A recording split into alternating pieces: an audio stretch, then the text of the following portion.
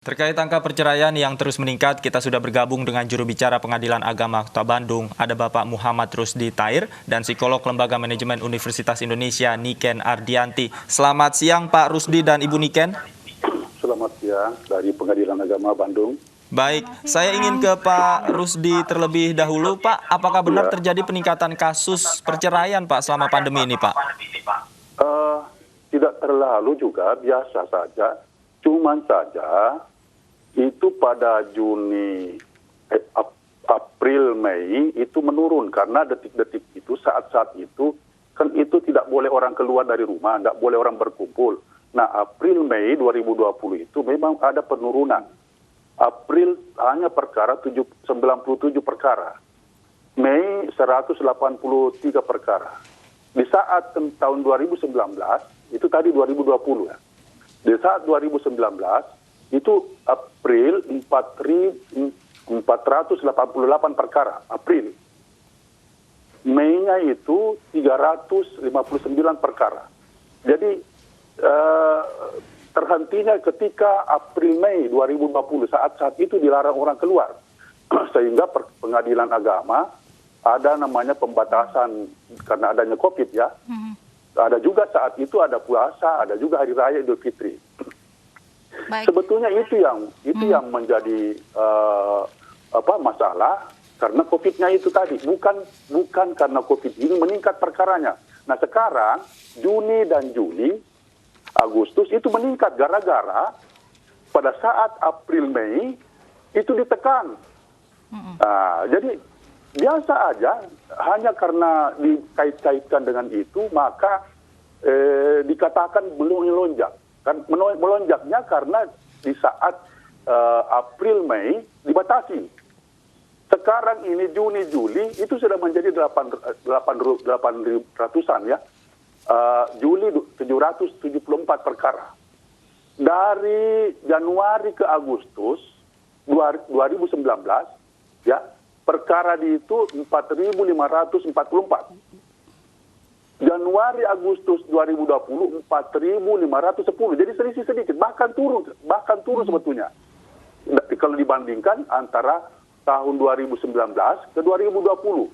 Mengapa melonjak katanya? Karena ketika detik-detik dilarang keluar, maka setelah dibuka keluar itu baru meningkat. Kelihatannya meningkat begitu masalahnya. Oke. Sebelum saya tanyakan kepada psikolog Ibu Niken, Pak Rusdi, ini apa sih rata-rata alasan dari suami istri ini bercerai? Jadi mereka itu sebetulnya hanya kedewasaan di dalam membangun rumah tangga, bertengkarnya itu.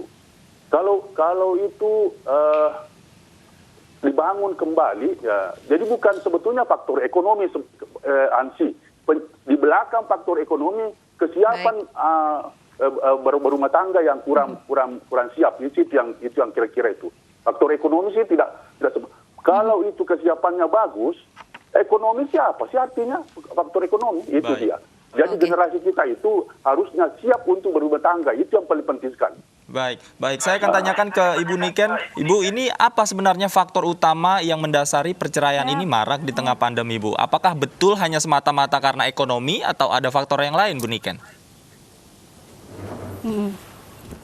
Ya, terima kasih untuk kesempatannya. Jadi satu hal di sini, kalau kita melihat sepertinya tren itu meningkat, seperti yang tadi disampaikan adalah bahwa dari 2015 terus 2019 dan di dalam data pun teridentifikasi memang trennya itu memiliki kecenderungan naik. Satu hal di sini memang pandemi COVID ini memasuki bulan ke-6. Artinya disinilah perubahan perilaku sudah bisa diobservasi, sudah bisa dilihat bahwa keterbatasan secara fisik sehingga kita tidak bisa berinteraksi secara optimal, iya. Tetapi dalam kasus tadi disampaikan Pak Rusdi bahwa peningkatan di KUA untuk permohonan untuk perceraian. Tapi satu hal di sini ternyata informasi ini linier bahwa peningkatan jumlah perceraian terjadi, tren peningkatan tidak hanya di KUA sendiri, tetapi juga di komunitas yang terkait dengan korporasi. Artinya di sini berarti ada stimulusnya, yaitu stimulusnya apa? Ya, trigger oleh kasus adanya work from home ya, atau memang pengurangan sebagian dari penghasilan itu menjadi trigger. Tetapi saya setuju tadi disampaikan Bapak bahwa di dalam membangun rumah tangga kita tidak bisa hanya dipicu oleh satu hal, aspek finansial, aspek ekonomi menurun terus akhirnya shutdown.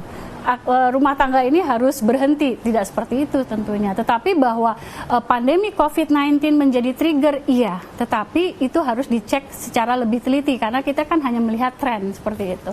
Baik, kemudian kewaspadaan apa yang memang harus dilakukan pasangan suami istri ini di tengah pandemi jika memang rentan sekali dalam perceraian? Oke.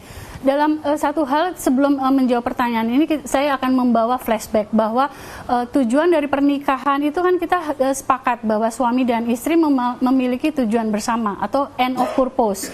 Tujuan akhirnya apa? Nah, tujuan akhir ini yang sebetulnya di dalam forum teman-teman bapak-bapak dan ibu-ibu yang ada di kantor KUA memfasilitasi namanya proses diskusi untuk melakukan rekonsiliasi. Artinya di sini sebelum mengajukan perceraian sebetulnya pasangan suami istri ini kembali lagi didudukkan end of purpose-nya apa dalam pada saat membina hubungan rumah tangga seperti itu. Itu menjadi kata kunci seperti itu.